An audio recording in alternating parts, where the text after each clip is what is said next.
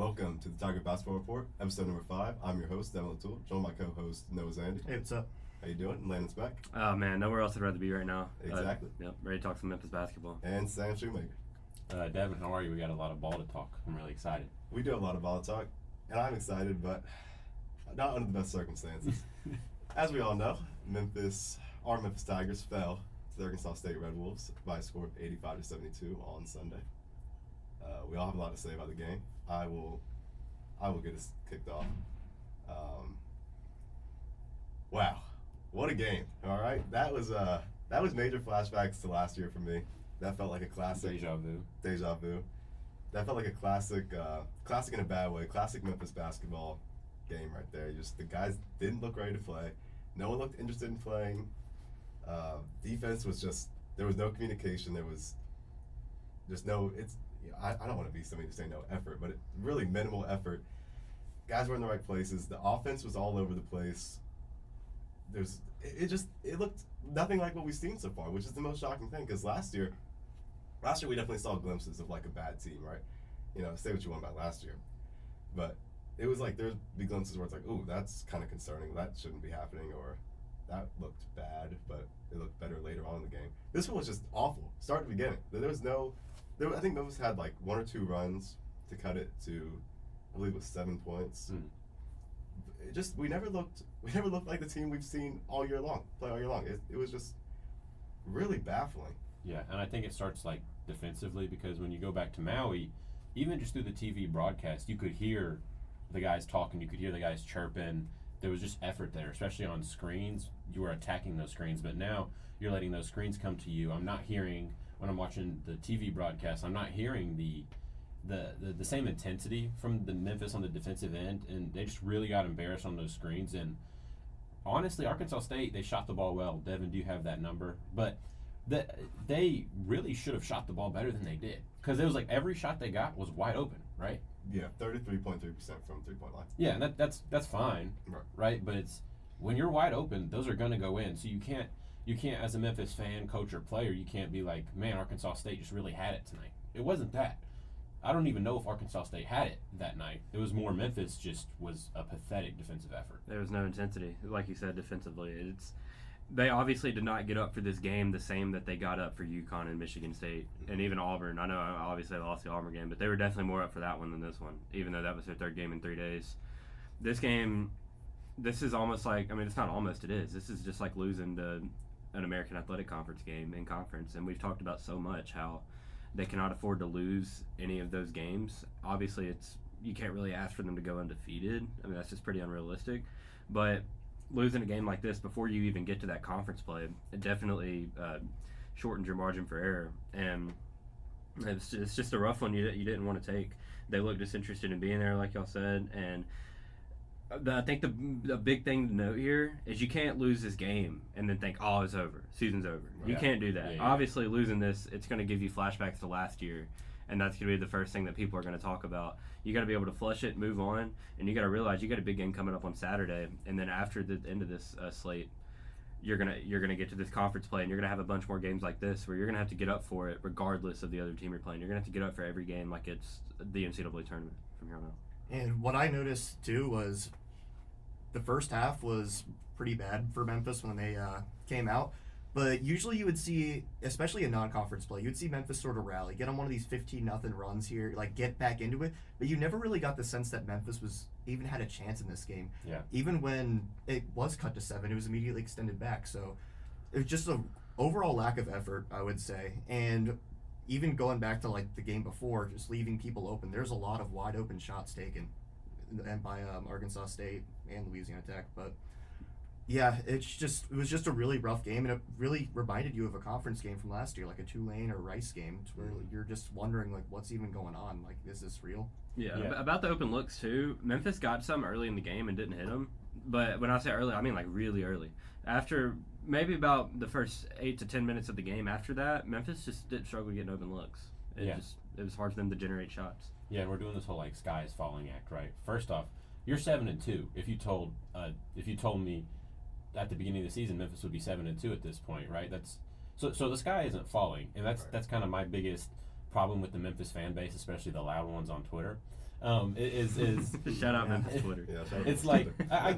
I guess that's a fan experience. That's what everyone does. I don't think that Right. this is Memphis exclusive. No. But you're 7-2. It just depends on how you respond to this game. But another point I wanted to make was we're talking about how like there was no effort and this was like we're putting a lot of blame on the players. And Penny, to be fair, he has been really good this year. Penny has been very impressive to me this year. For sure. But it kind of showed you at the beginning of the game that Penny thought he had this one, right? Because you saw Jared Harris, PJ Carter, Barack Okoji. You saw them in there like 2 minutes into the game, right? He was, and then I have the quote in front of me. He said, "I was trying to get fresh bodies out there. The starters started off so slow. It was weird. They just thought we were going to win, and that's not how the game works." Sure, but also when you're subbing your guys out and the only starter in is PJ Haggerty 3 minutes into the game, it kind of tells us that like Penny also thought they were going to walk in and dominate this game. They definitely just completely overlooked it. Yeah, especially because we haven't seen that at all this year. Like, No. We haven't seen the starters come out. You know, correct me if I'm wrong, but we haven't seen that. No, Maybe against this is Louisiana definitely the first time. Yeah, maybe the sub Louisiana pattern's Tech, something but like that. that's the closest one. Just to note a couple more things that I noticed defensively that really stuck out to me and really bothered me watching. When contesting shots in this game, Memphis always left their feet. Every 3-point shot. I mean, they have I think his name was Joseph Pinion. Yeah. Who shot 5-11 from three, Career high, too. Career high, which is unbelievable. Every time Memphis went up to contest, they left their feet. And what happens when you leave your feet is that drive and kick begins. And then what Memphis was doing would make matters worse. They wouldn't rotate to the open shooter. So not only are you allowing the Red Wolves to penetrate the lane, you're just allowing outlet passes back to the 3-point line, which they were making. I mean, they shot 33%, but you get what I'm saying. It's just constantly they had open shots and really no effort. They really took no effort from them at all, and they lost their point guard in the second half. And I thought, oh, surely like this will slow down their offense. You know, obviously you're not wishing for injuries, but I was like, oh, okay, their offense will slow down. This press will still be efficient, and it will just kind of derail their game. But it didn't at all. You couldn't tell a difference, honestly, in the half court at all. It just stuff that shouldn't be happening. And like Sam said, we're not doing the sky's falling, right? I don't think any of us at this table think the season's over or that. No, absolutely not. Right. But we do need to pay attention to how rough this game was. Yeah. Understand that this was Arkansas State's first top 25 win since 1991 and their highest ranked win of all time. It's the biggest win in the history of the program. Yeah. So when Memphis is everyone's Super Bowl, and that's why it is such a good test for the AAC, although I think Arkansas State's probably better than everyone else in the AAC, Memphis is going to have a target on their back throughout all of conference play. So you're going to get this consistent effort. You're going to get everyone else's best shot. So when you can't wake up for these games, when you're everyone else's Super Bowl, it's going to hurt. Yeah, definitely. Yeah. This thing of note here too is that Memphis shot 7-22 from three, and we've seen the Tigers be a better 3-point shooting team than that. Yeah. One area that obviously Memphis was lacking was Tyrese Hunter got into foul trouble early, couldn't really find his rhythm. He only finished with just that was certainly his worst game as a Tiger, right? For sure. Oh, yeah. 4 Yeah, points. definitely. 4 points, more turnovers than points. Memphis as a team, 20 turnovers to just 9 assists.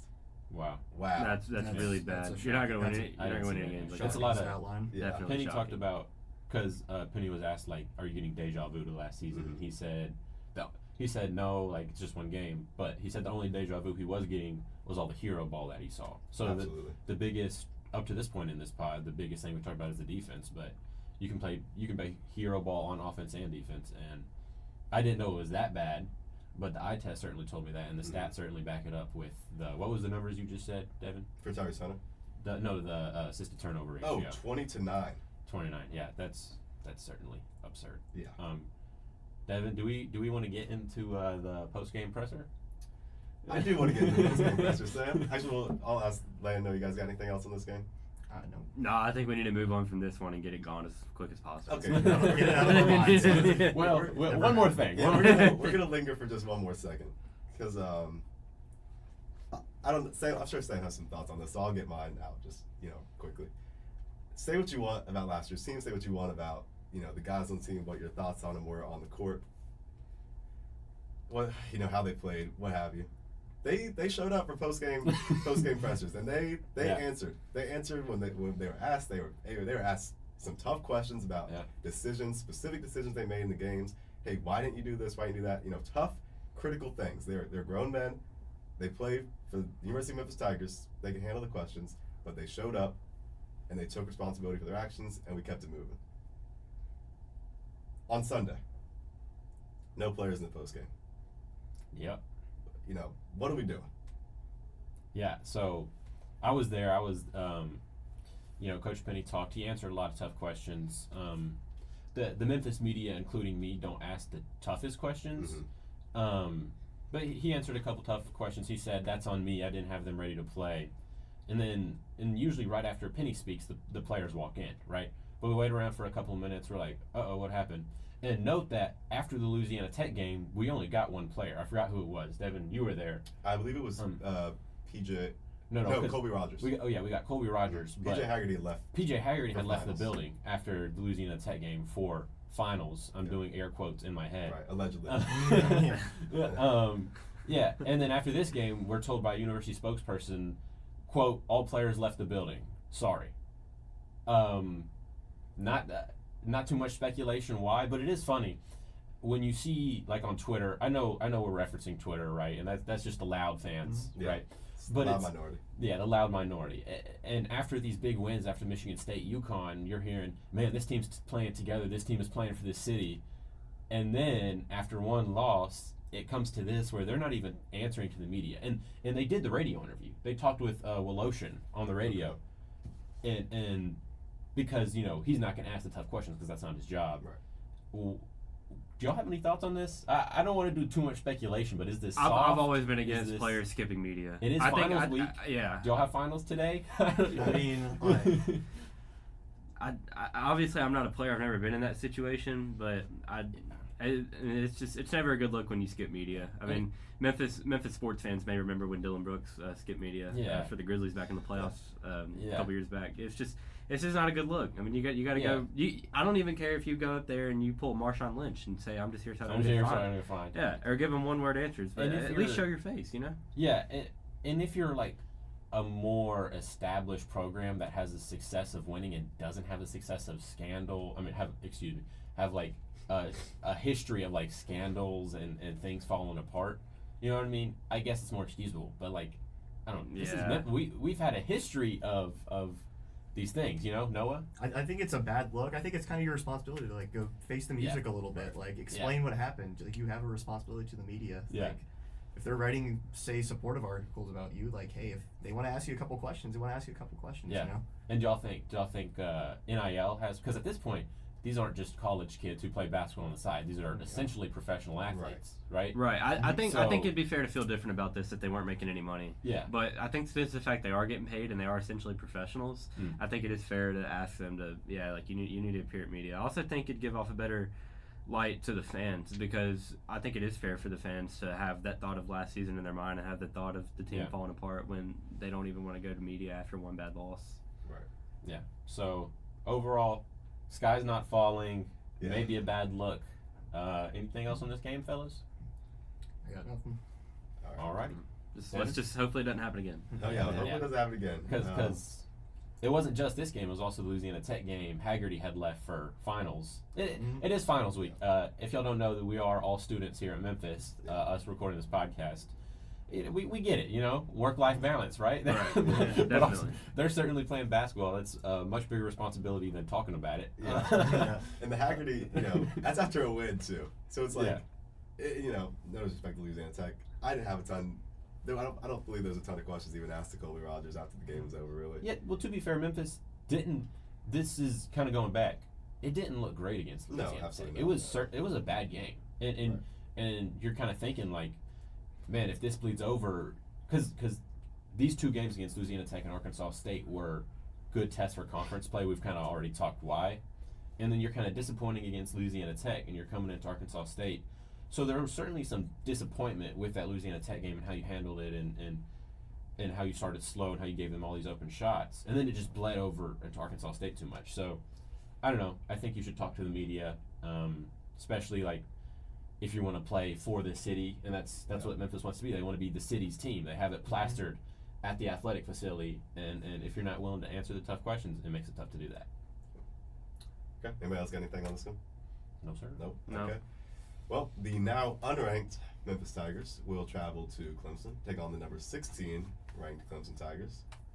Landon and I covered this game just a hair on last week's podcast, if you listened to that. Fellas, any thoughts on this game?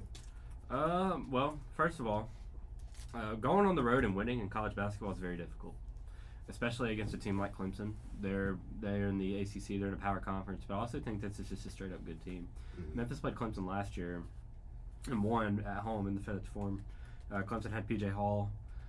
He's now gone in the he's in the NBA. They do return Ian Shefflin, which Clemson did play in the NCAA tournament in Memphis last year. Devin, Noah, and I, we all had the opportunity to go to that game, and we watched Clemson in person. Ian Shefflin he had a great tournament. He's a very good player. And the fans love Shefflin too. Oh yeah, fan favorite. favorite. Yeah. He brings the energy. Good size wing on the perimeter. Intensity. He's averaging 12.6 points per game so far this year, and 12.6 rebounds. Just double machine so far this year.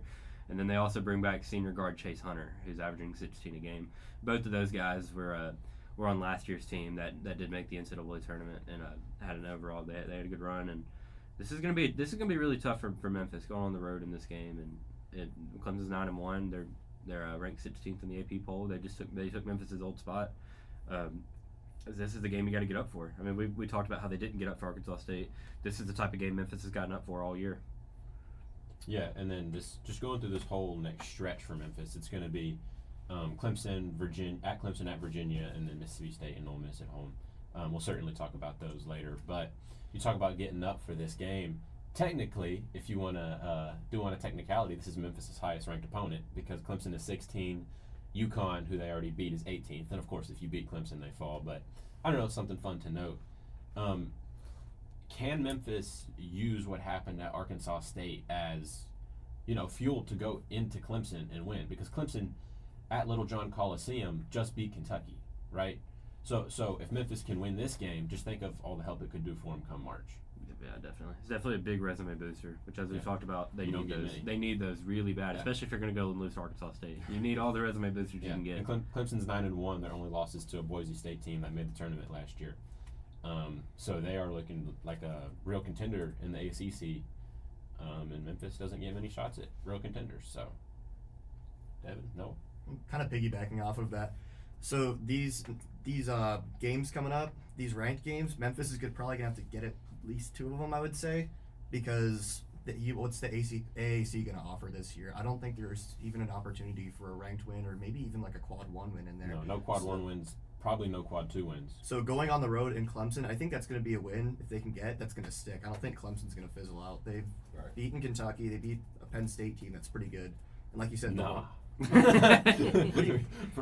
a Penn State fan, for those who don't.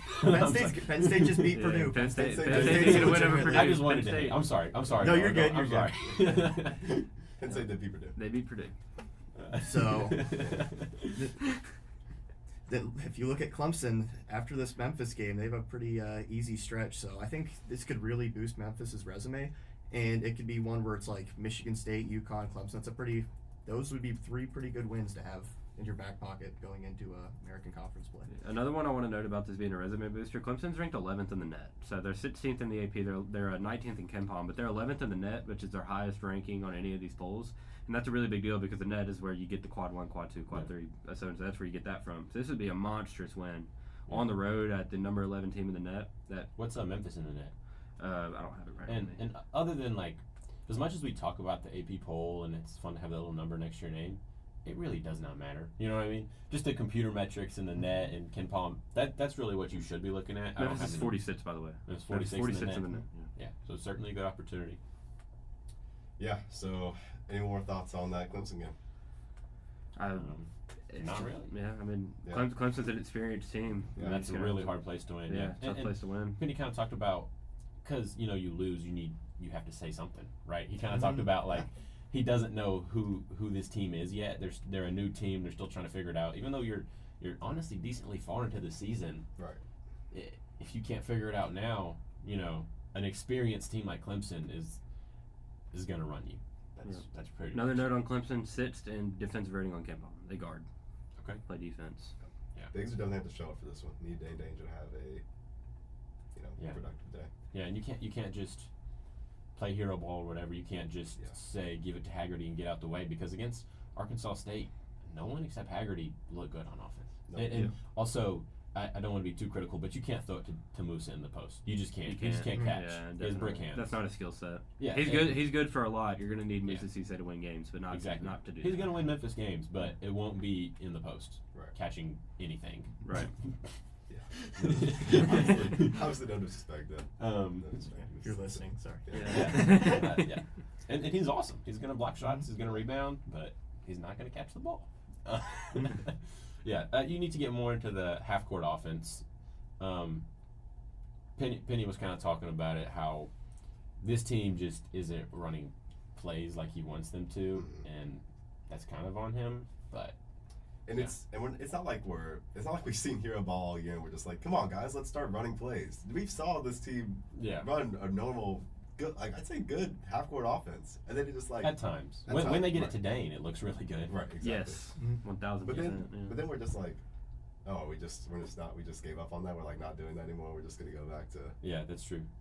so.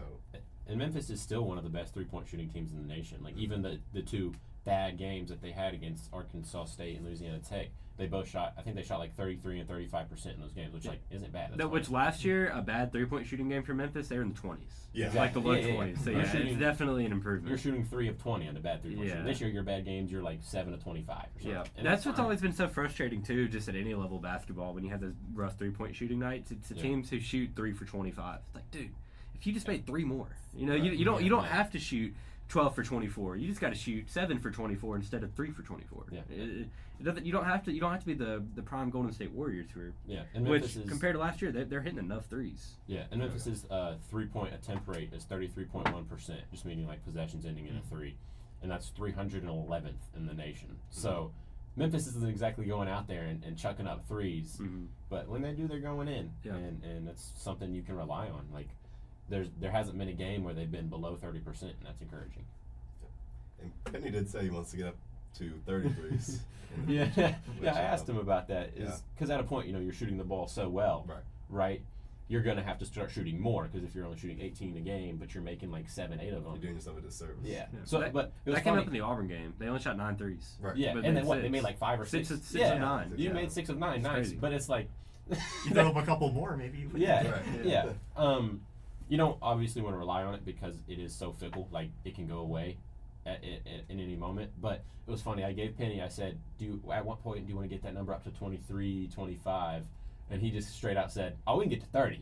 So maybe the Memphis Tigers are going to get to 33s against Clemson. I'm not certainly excited for that, but we'll see. I don't know if that's their game, but I'm not, look, I'm Penny not, knows a lot I'm more not totally basketball convinced on that than anyone at this table. Yeah. So, Safe to say. Devin. Yeah, good point. Okay.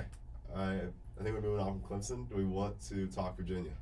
We can talk a little Virginia. I don't really have too much notes in front of me. What do y'all got? I just wanted to, quick note about Virginia here. This isn't the Virginia of old. No, We're not no. going into Tony Bennett Stadium. I mean, I was 5-4. I was at the Virginia game last year. Can someone remind me what happened there? Memphis. I believe got a Memphis- nice Memphis win. beat the crap Yeah. out of them. Yeah, Pretty much. And I was like, Yeah. didn't they smoke them? Yeah. Didn't Virginia score like 40 points or Virginia something? looked completely overmatched. Yeah, like, it physically, was everything. ridiculous. bad. Kind of how I didn't expect, Memphis to. Yeah. But it was not a close game. In last year, before everything fell apart, the Clemson Virginia stretch was like the most momentum. Oh, yeah. It was. It was the most momentum Yes. this program has seen in a very long For time. sure. Yeah. Right? Can you capture that magic again on the road? That's the question. Yeah, That's a good question. That's what they have to do. Yeah, so just notes about Virginia. We know Tony Bennett, their coach, resigned, 2 weeks before the season? Yeah. Bizarre situation. Bizarre. situation. Yeah. I think he did it that way so he could, essentially choose who the next coach is, so his guy could get the job, one of his assistant coaches. I guess he did it as a nice favor, but then also, players enter the portal, the team just kind of stinks. And even with Tony Bennett, this team couldn't score points, and then now they still can't score points. So Memphis should win this game, but also Virginia's going to be better than anyone you play in the conference. And it's hard to gonna win on be the at road. Virginia. Hard to win. Hard to win on the road. I Yeah. don't care. Yeah, exactly. Unless you're Arkansas State, but this should be a good win for Memphis. I have the the tournament percentages in front of me. Do y'all want to go over that? Sure, fire away, son. Let them fly. Yeah, let 'em fly. This is teamrankings.com. I don't know if it's Respected source. Respected source. That's essentially what I was trying to get at. Yeah. Memphis, after that loss, goes down to 68.1% to make the tournament, which honestly isn't bad. Like, that's not bad, but the problem is 46.1% of that is an automatic bid. So that essentially means Memphis has to win the AAC, and their at-large bid chances is at 22.1%. So that quad 3, quad 4 loss to Arkansas State really hurt Memphis' at-large chances. I don't have the number in front of me of what it was, but I know it was like, I remember it was fairly substantial of what the at-large bid was, and it goes down pretty much. And then the most likely seed for Memphis is the 6, 7, or 8 seed, and that's I don't know, that's fairly respectable. So certainly the sky's not falling. Thoughts, fellas? Yeah, What was the number again? You said like 20 in the 20s for 22. at-large? It was 22.1. Before the Arkansas State game, it was 25.8. So maybe it didn't fall too much, but That sounds a little low. yeah, the chances went from the chance to make the tournament was 78.5, and the chance now to make the tournament is 68.1. So that's a fairly impactful loss. Maybe not a sky is falling loss. It's definitely not the sky is falling, but it's impactful. I mean, Memphis losing this game has impacted them more than it would if a lot of other teams were to lose a game like this, just because of the nature of the rest of their schedule. But, 1.2% chance to make the Final Four. So you're telling me there's a chance? There's a chance. There's definitely 0.1% chance to win the whole thing. Greater things have happened. Certainly. Yeah, you just definitely this guy's that we keep repeating it. This guy's not falling, but that's just something you got to beat into the heads of these players and coaches and some fans, as we said. But Landon should be a coach. Yeah. Landon knows. Get this guy on the sideline. Get this guy on the sideline. I couldn't tell you which game it was, but after one of these recent games, Penny did come out and say in the post game how important Nick Jourdain, PJ Haggerty, and who's the other guy that played in the AAC? My mind is blanking at the moment. Colby Rogers. Colby Rogers. Yeah, Thank you. Yeah. He did say how important those guys are going to be because all the other guys are coming from different conferences. They don't really know that. Yeah. They're not used to Memphis being the Super Bowl. They're not used to every team showing up to play their best game against the Tigers. Yeah. Whether on the road or at home, we've seen teams come to the Forum, and we just saw Arkansas State do it. But it's even last season and times in the past, we've seen like Tulane coming to FedEx Forum, win. So get ready. Yeah. He was saying how important those guys are going to be to get the rest of the guys ready for that. So hopefully they're up for the job. Arkansas State head coach Brian Hodgson took his son to the post-game press conference. I'm sure you may have seen the picture on Twitter, and he said, "You don't get many moments like this as a dad." So if that tells you how monumental of a win Memphis is for them, is the fact that he feels like he's not going to get many more of these. So hopefully Memphis doesn't give up. Hopefully that sticks it into their heads, and maybe compared to last year, having a loss like this happen in December rather than mid-January, maybe that helps. Maybe it gets to them earlier, and it just gets them to lock in and lock down on that conference slate, and they understand why they can't lose games like this, and that they have to the show problem up earlier instead of letting it snowball like it did last year. And winning fixes all, right? You could have the worst locker room in the world, and everyone could hate each other, but if you win basketball games, like, that's not going to come out. No one's going to care. No one's going to care. But if you don't show up to media, anyways, I'm sounding salty right now. Yeah. I need to stop. The Tiger. There could have been a great reason. We should have said that. There could have been. Yeah, we at the end of the day, we really don't know. What do we know? Yeah, what do we know? Reckless speculation. Just a little speculation for the pod. Yeah, maybe they have really important finals they have to study for. Maybe they have really important finals they have to study for. Good point, Sam. Okay. Like we certainly do right now. Like we certainly do. So that's why we're going to head out of here. Is that a good segue? I think that's a great segue, too. Well, before we go, anyone else have anything else to say? Get them out now. No, sir. Devin, bring us I home. don't think we covered it. All right. Well, I want to thank you for listening to the Tiger Basketball Report, and we'll catch you next time.